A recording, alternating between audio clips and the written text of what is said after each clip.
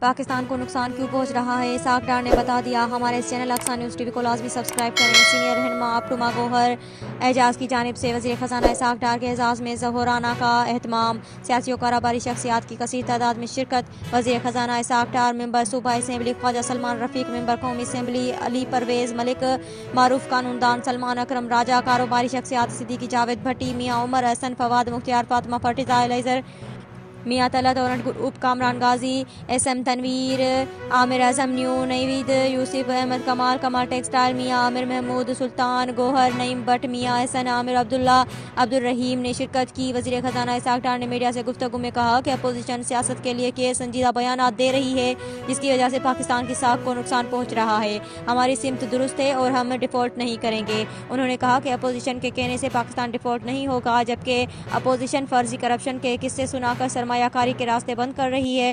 میں نے مالی انتظام بہتر کرنے کی پاداش میں 5 سال جلا وطنی گزاری اور میرے ساتھ دہشت گردوں جیسا سلوک کیا گیا۔ اسحاق ڈار نے کہا کہ جس رفتار سے ہم پہلے چل رہے تھے تو ہمیں G20 کا حصہ ہونا چاہیے تھا، لیکن آج ہماری معیشت 46 نمبر پر جا پہنچی ہے۔ ہم نے روپے کو بغیر سوچے سمجھے ڈی ویلیو کیا۔